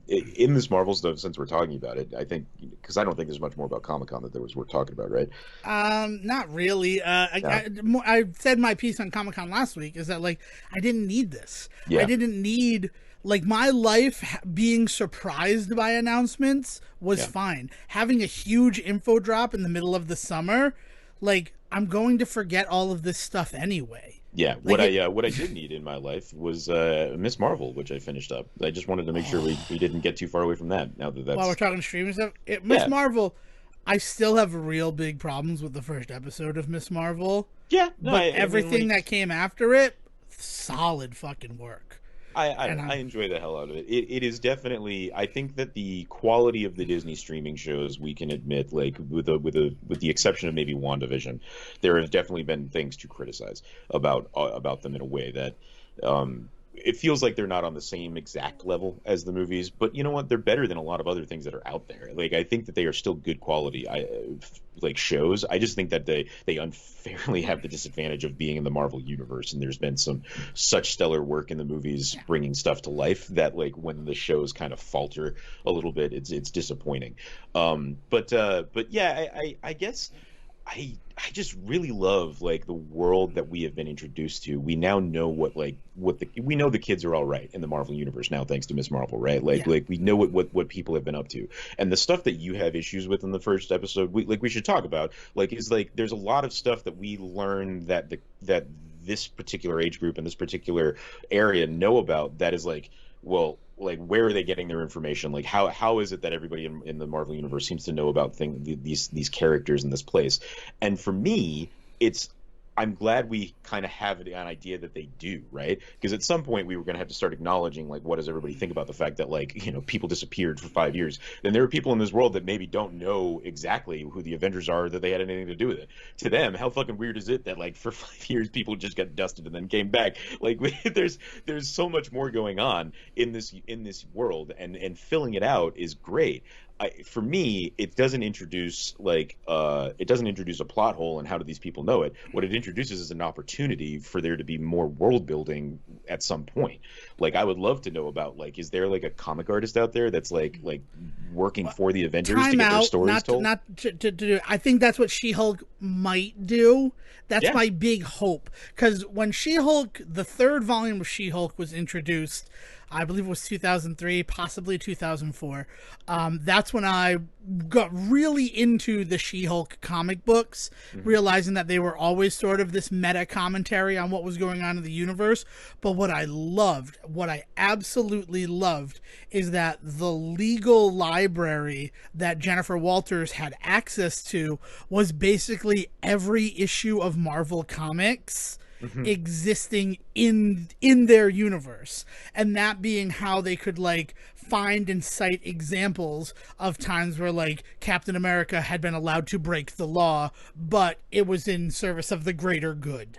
Like Right. it was this really cool thing where like, okay, so the history books are being written and they're used. And if that were a thing, and if they're being like sort of sanitized so that people can understand what's happening, and comic books are a form of like historical literature in their universe, I'm all there for it. The reason why it hit me so hard in Miss Marvel is not just the fact that like we've never really covered how could people know all of the little details, but it was also the fact that like the hero worship and celebration to the fact that it just looked like a Comic-Con in our universe happening in their universe was a huge disconnect for my mind to come to terms with. I don't know, man. People go to air shows all the fucking time out here. Like we go and we hero worship the hell out of our military. Why would we not do the same with our? Yeah, but the military is superheroes? there. Like it's like there were no superheroes at AvengerCon. The fact that it was happening at the actual location at the military base. I mean, people go to like gun shows and shit like that. I know, Those and are basically like national conventions, and people go to political events and stuff like that. Like, I don't know, man. I don't have an issue seeing this. The way I see people worship people in real life, even though they may not show up. Yeah, it didn't jive with how I understood the MCU, and it still kind of doesn't jive with how I see the MCU. It felt a little bit like, let's show people how fun a convention can be in real life. It felt like marketing. I mean, the other thing to remember about the convention, though, too, is that it's also not huge. It's literally being thrown on like a warehouse in the dock with maybe like 200 people there. It is at the military base. Yeah, it is at the military base where Captain America was created. Right, but that's been shut down. We learned that in Winter Soldier. In Winter Soldier, exactly. Yeah. So it is a derelict building that is being held in. It just happens to be one of significance to the con, which I think makes sense. Yeah. I mean, for me, like, I don't know, it did feel somewhat underground. It did feel like this was like something that not everybody did. The idea that like 200 people of like-mindedness would get together and hero worship something that to some people might seem problematic. And they put that in there with Nakia, Marvel's other Nakia. Yeah. Sorry, that's just the joke that's been going around, the fact that there are two Nakias in the Marvel Cinematic Universe, and I think that's very funny. Personally, hilarious. I don't. People share names, yeah. I don't know. Like what I think is funny is the fact that like, are we talking about Nakia or Marvel's other Nakia? And it's like, what? And it's that fact that in marketing, Nakia, played by Lupita Nyong'o from Black Panther, is always referred to as Marvel's Nakia for licensing reasons, right? So that they can make sure that all the money is going to them, because it is just a name. So then when they chose to give Miss Marvel's friend the same name as Nakia, they're like, well, is she Marvel's other Nakia? Is that how it's going to work? I don't know. It's just, and again, it's me, and I know it's my own personal hang-up, and I try not to bring it to other people, but it is something that once I was able to get past it, and I got past it as soon as I went into the second episode of Miss Marvel, that's just where my mind was at. Yeah. I don't know. I'm sorry. Yeah, I think it makes perfect sense because like it's Avengers Con still exists like it does in other forms of the Marvel universe, but in this universe it is a very small contained thing on like a derelict army base, right? Like as opposed to in like say the Avengers video game where it is like this huge thing thrown on the yeah. And so I guess that's the other thing too, is that like in the video game I had no problem with it, but also that felt more based on the comic portrayal of these characters, and to me in comics they have always sort of used their prestige to make a buck. Right. And then but then you come down to things like Sam in Falcon and the Winter Soldier, and it's like, well, you haven't had income and you haven't existed yet. We can't give you a loan. And it being like, were you guys paid for your services? And they just kind of shied away from it, right? It would make sense that a guy like Tony Stark putting together the Avengers would also secure the marketing rights and the likeness rights and the merchandising rights. Because at the end of the day, Tony Stark is a businessman. But we never really got to see that anywhere except for the declared non-canonical opening of Agents of S.H.I.E.L.D., where the man who would become Deathlock's son buys an Avengers action figure. Yeah. It's not canonical. It's just another Earth. Well, yeah, that's what they changed it to, right? Is that now it exists in the multiverse. Right. So that announcement just happened, though. It had been rendered non-canonical pre that announcement. So yeah, so Yeah, yeah. jumping through hoops. But yeah, Personally, but the other big thing about needing that kind of level is that like that's also the same thing that these are a lot of the same things that people complained about when they first introduced Kamala in the comics, in that like she's just hero worshiping these people that she should, like, you know, and all this other stuff, and about why, you know, why would there be people like this, and the whole point of her story is to show that that there is more to it than just like, you know, everybody loves them. It's a really interesting way to introduce the show, because of the ways that they need to introduce this character, and the ways that she is kind of a meta commentary on the fandom of the universe in the comics, and to bring that into the show is spot on, and like key, I think, to that character. right? And they did it, and like I said, they did a really good job. I wish that Avengers Con hadn't been the first episode.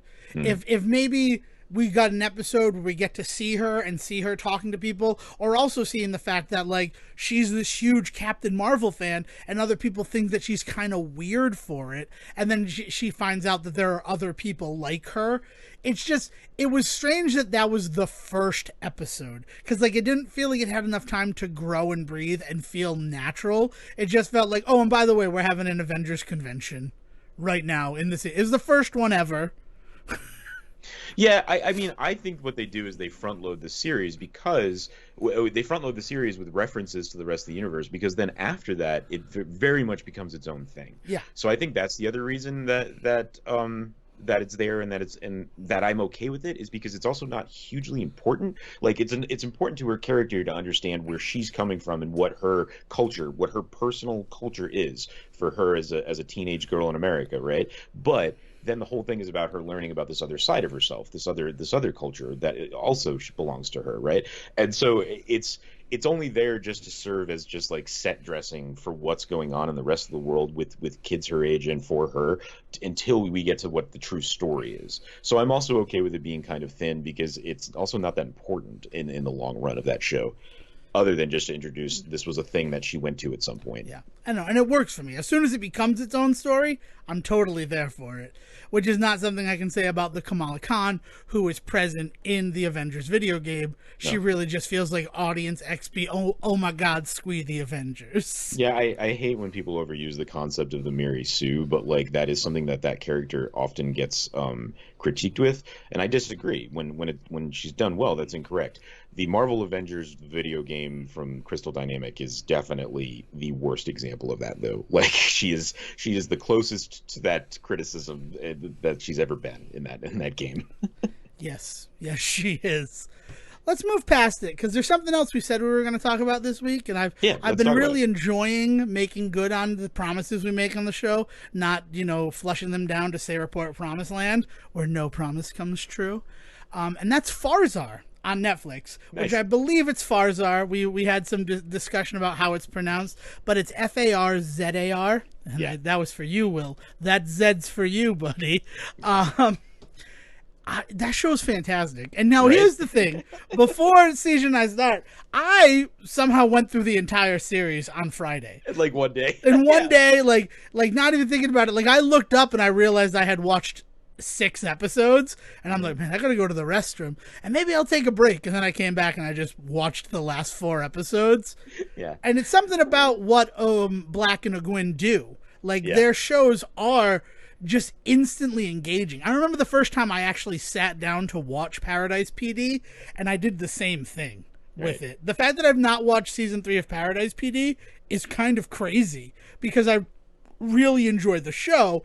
It's just one of those things where I've never like peered back into the world to get grabbed forcefully by them and pulled into it. Yeah, it's once it's on, it's on for a while. That's the same way that always happens with me. I mean, it hits the right nerve with me, because this is the same shit that happens with Bob's Burgers, with Family Guy, with American Dad. Don't even. I mean, the number of times that we have watched through the entire series of Futurama in this house just by having it on in the background. They fit right into all of that rotation for me, for sure. So like Paradise PD definitely is one that for a couple of days I will definitely just have on while I'm like doing housework and stuff, and then like even back to Brickleberry and shit. But But That yeah, so show this is sounds one. terrible. So, so like this one, what's really you like? I was like, you got to watch the show. I'm having a good time with it. Then you went through and blasted through the entire thing. I haven't even finished it yet. Yeah, which I am glad that I checked in with you to make sure that I. I mean, like first of all, it's Farzar. Like second of all, I don't care too much about spoilers. Third of all, it's fucking Farzar. So like we could talk about it. Like let's talk about it. It's so good. It Yeah. is. Well, first of all, I'd like to see if you and I can answer the question that is introduced in the first episode, and that is it more like a Rick and Morty or a Futurama? No, it is very much its own fucking thing. That's the other really big thing about their shows that I like is that while they are happy to lean into a reference or two and like definitely borrow from The Simpsons and Family Guy and Futurama and Rick and Morty, that to call it any of those things on its own is like unfair and not correct, right? Which is why that moment, that joke is why I'm like, that needs to be where we start to discuss this show. Because that question of, is this going to be more this or that? And it's like, yeah, no, it's not going to be either of those things. Yeah. It's a weird future space show, but that doesn't mean that it has to be. And fantasy, right? Like that's the key thing about the universe that they're aping is that like the great thing about like Masters of the Universe and even going back to like the 70s era space operas like fucking Zardoz and Flash Gordon and shit is like that they also heavily borrowed from Tolkien as much as they borrowed from like fucking Herbert and Dune, right? Like they are happy to get into the sci-fi, but they were happy to introduce a unicorn or two too. Like that just like the ways it's just in which a unicorn from space. Exactly, yeah. The ways in which they could kind of like really lean into either world really benefited the toy creation for sure. Yeah. Right? I don't think we're gonna get any toys from Farzar. That is actually legitimately disappointing. I would fucking love. There are certain things that I would love to have plastic representations of. It's so good. The show is so freaking good. I mean, especially, so you said you've seen at least the first 3 episodes, right? Yes. So like to do it, the reveal at the end that Farzar's like leader Renzo, the one that Lance Reddick is playing, the He-Man XB, is actually the bad guy. Yes. Is just one of those beautiful moment. Yeah. Well, and what's really great about that is it introduces right off the bat a story that's really popular within the last decade or so, and maybe even longer than that. But it's been a really big thing in these shows where we had the humans versus the aliens, or humans versus the monsters, humans versus whatever. That we actually really explore the idea that the humans are not great either, right? Like the biggest example of that is Star versus the Forces of Evil, where the whole thing becomes about this whole idea of like colonialism of the like human-esque characters and the ways in which they treat the monsters in that show. And that's just been kind of a big thing now for a while now. I mean, He-Man deals with it, Masters of the Universe deals with it in a large way. Like and there's a whole bunch of stuff going on in like My Little Pony and all this other shit. Like they really want to explore the idea that these characters that were simply just villains back in the day, we now actually look at and consider that maybe there was something else going on. And so it is Cobra Kai. Sorry. It is instantly leaning into that current zeitgeist of just like giving voice to the other side of that, in a really fucking despicable way. The show, it's so good the ways that they just kind of, they're like, yeah, I mean, we were here first, and then he showed up and just started killing everyone. And then because he writes the history books, I mean, that all checks out. Your dad's kind of the worst. Which is, it's just like, that really blew me away. But then you've also seen the Rock and Roll Squids, which is fantastic. Yes. Which is just a fantastic next level, totally sci-fi driven storyline that is incredible. It's just, I love it so much. Yeah. I also like, I don't want to ignore the fact though that they really complicate that character, like Lance Reddick's character, by making him also seem to actually kind of give a shit. He also is an asshole. It's a really weird. Spoken like somebody who hasn't seen episode 8 of the series. Yeah. That's because that's the episode. Sort of why we front loaded so much with belief in a deity.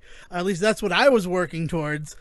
Because the great and powerful Osner introduces religion into all of it, and it is one of the best like dressing downs of like what religion was to royalty in our own worlds. Yeah.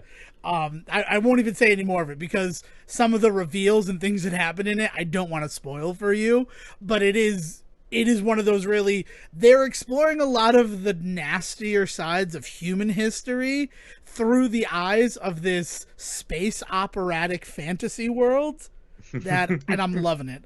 And also, yeah. So wait, so if you've seen 3 episodes, then you've seen those 2 and the death demon episode, the Jurassic Park episode. Yes. Yep. Yeah, that would definitely. Wait, was that one before or after the squids though? The squids is the second episode. Squids is 2. Okay. Yeah. Then yes. Then yeah. The death. Yeah. Jurassic Park is a good. Yeah. It is just Jurassic Park. And that's where, and that was the one time where I'm like, maybe they are just aping Rick and Morty because their 3rd episode is Anatomy Park. But no, that episode they take it to extremes. Oh man. Oh man, it's a very good show, and it's a show that I was not prepared to enjoy as much as I did. Yeah. So I thank you for bringing it to my attention because I would have not known about it. Well, right. It's one of those ones that I didn't hear anything about, and then Netflix just dropped, and they did that thing where it's just recommended it kind of in the background one day. But I'll be honest, the real reason I think it popped up is because of Lance Reddick, and I was watching Resident Evil, and he's just, man, the back half of that series is fucking nuts. I told you guys last time that I had gotten through the first half and I was going to finish it up, and it gets even crazier. And Lance Reddick ends up in. There's a reveal about his character that you kind of see coming, but when they reveal it, it is so off the wall batshit of a scene that like it completely makes up for how obvious it was the entire time. Is he just Agent Clackers from Paradise PD? You just have huge testicles. Oh man.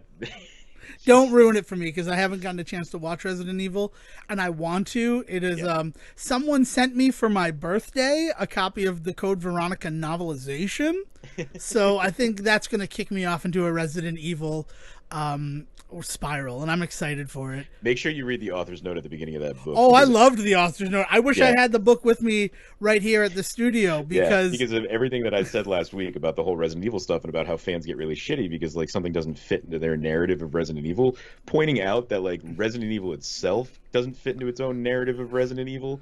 Because, like, at the beginning of the S.T. Perry books, that's what you're talking about. Yeah. Do you have your book? I mean, you sent me a copy of it, right? Yeah, it's right here, and I'll just read the author's note. It's super good. Author's note. Faithful readers of this series have probably already read this note, but please allow me to repeat myself. You may notice time and or character discrepancies between the books and the games, or the books and the books for that matter. With the games, comics, and novelizations being written, revised, and produced at different times by different people, complete consistency is nearly impossible. And he goes on to apologize, or she goes on to apologize for that. But also to say, like, really, we're just all here to just talk about, like, this concept of Resident Evil, right? And, like, it is a phenomenal note and, like, should be at the beginning of anything Resident Evil related. It should be, like, it should have become their Fargo. It should. I gotta stop. This is the true story, right? Based on a true story. Yeah. In interest to the survivors, all names have been changed in order to spare them. In interest of the victims, everything else has been completely the same. So what's wild about that is you can start to kind of see some of the criticism of the show break down in the back half because some of the stuff that they get criticized for not properly fitting into the storyline, they actually kind of they tweak it. And like they clearly meant it all along because one of the joys of Netflix is that they made it all at once. So you can't say, oh, they tried to they tried to cover their ass. Like, no, they had this plan all along, and it's pretty clear how it fits in now. So actually, more than any other piece of Resident Evil lore, it actually kind of slots nicely into everything we now know about Resident Evil in that whole universe, while also telling a whole new fucking story in that universe that I had never really heard. And like definitely elements of it that were fresh for the show. It's a fucking wild ride of a show. I still there are still people out there that do have some legitimate criticisms. Some of the acting is just not up to snuff, especially with some of the younger actors in it. Like I just could not connect with anything. But at the same time, I wonder if that's part of the Resident Evil of it all. But then you have Lance Reddick, and Lance Reddick fucking sick in his scenes. You have a couple of other characters. The one playing the older version of Jade, the main character, is she's from Charlie's Angels there. She was one of the angels in that. It's killing me. I know her name because that was one of the reasons I was excited to watch it. It's not Princess Jasmine, and it's not Kristen Stewart. Right. It starts with an N. And I'm very excited to watch the series for her. Because even though Sejohn got them directly after I saw the movie, pretty heavy criticisms of Charlie's Angels. None of the criticism was about the acting in that movie. Right. They all came to play. It was just not a great script. And she carries as I said last week, there's kind of two sides to the show. There's like the future version and then the 2020 story. And she kind of carries the future storyline because she is just,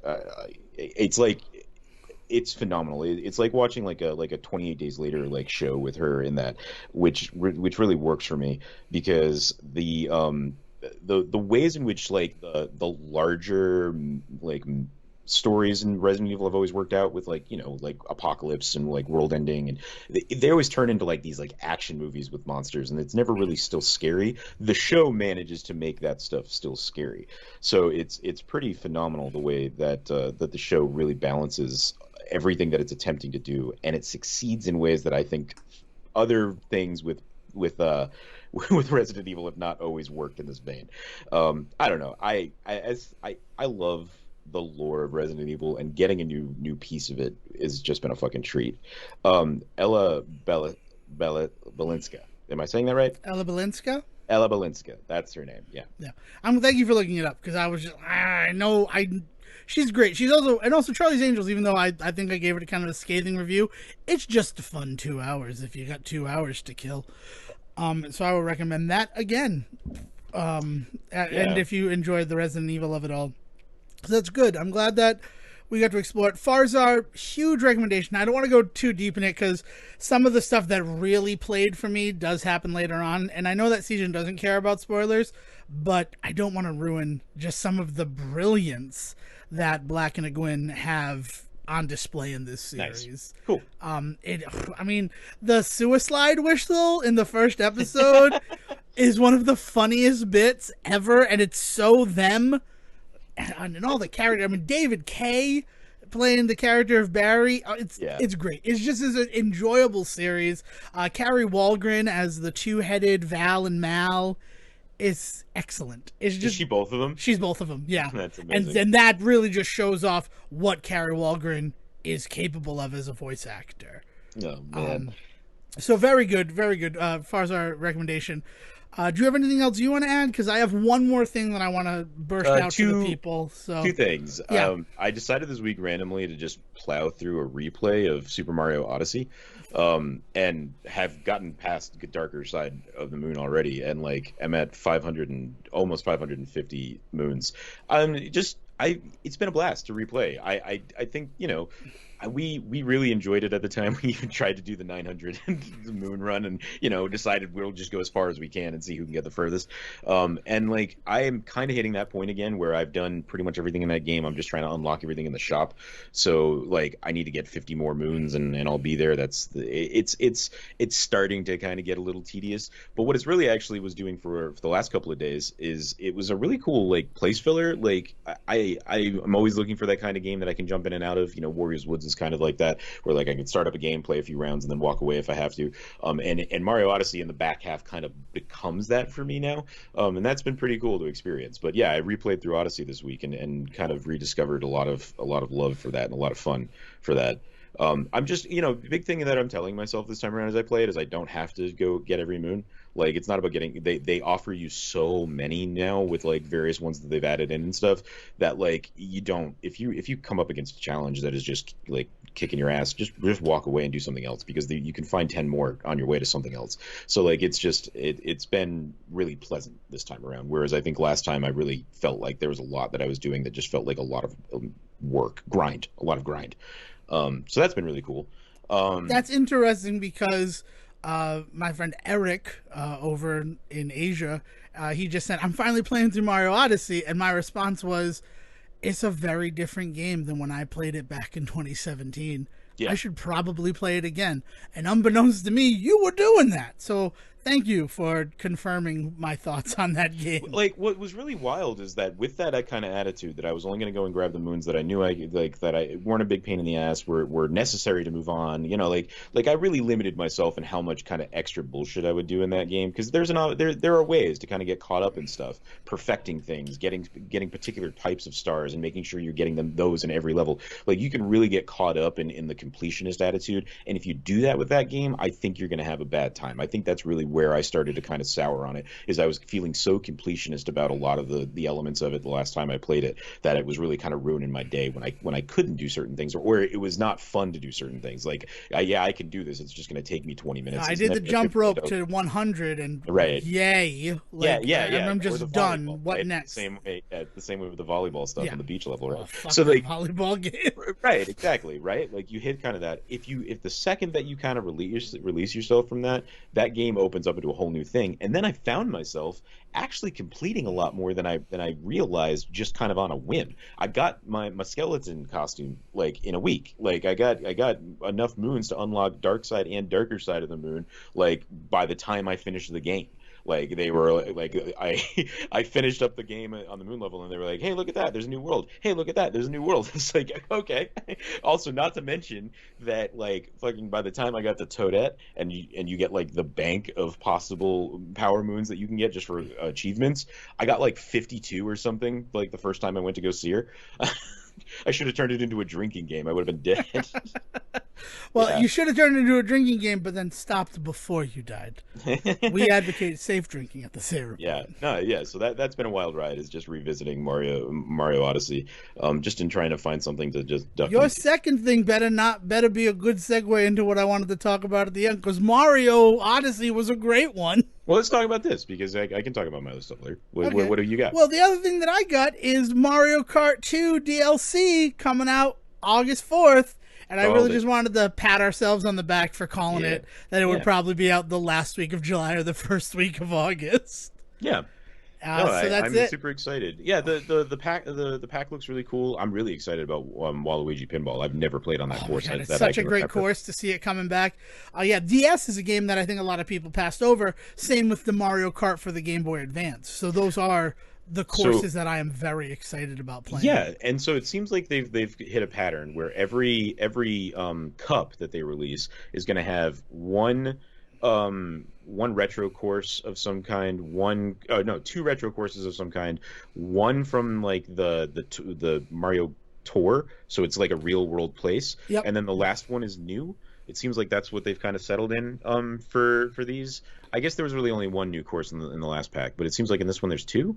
No, there's one new course in this one as well. One new course in this one. The Sunday one is the brandy new one.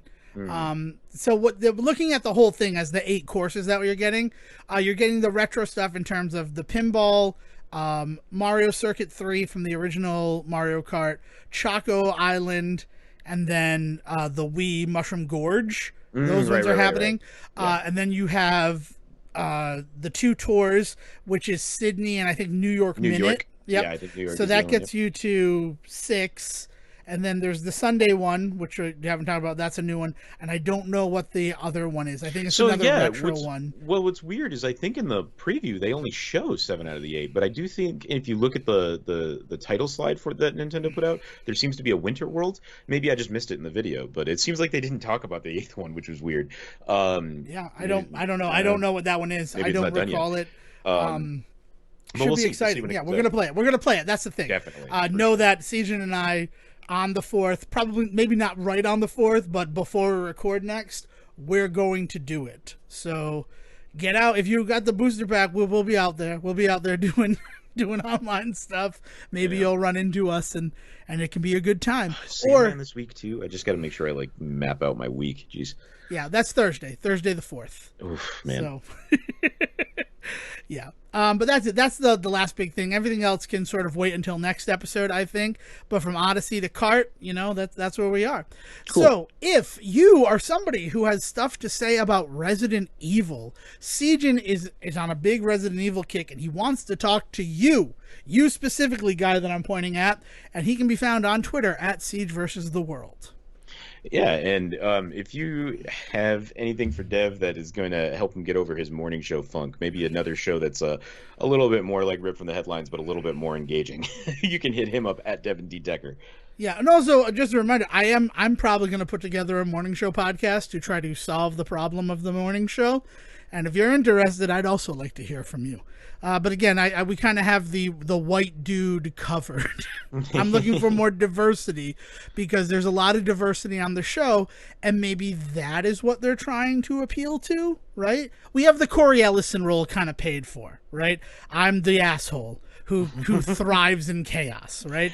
I'm the Billy Crudup. I'm looking for a Jennifer Aniston. I'm looking for a Javina Gavankar. I'm looking for a Reese Witherspoon type, a Nestor Carbonell. So if you think you fit into any of those or any of the other ones that I failed to mention because I don't remember the actors' names, let me hear from you. And also, like, since I am praising it, I do want to thank the newsroom, because I feel like it's upped the quality of this show just a little bit, because watching them put together their morning show in relative chaos has made me realize there's a lot less pressure for Sejohn and I. We can just have fun with the Say Report. But that'll be another story for maybe another podcast. Until then, Will, please bring us home. Thank you for listening to the Say Report with your host Devon Decker and Sejohn Selwick. Please follow the guys on Twitter and Facebook by searching for The Say Report, and you can always subscribe on your podcast channel so it's delivered straight to you and you can enjoy it every week. With apologies to your mother, we'll see you next time.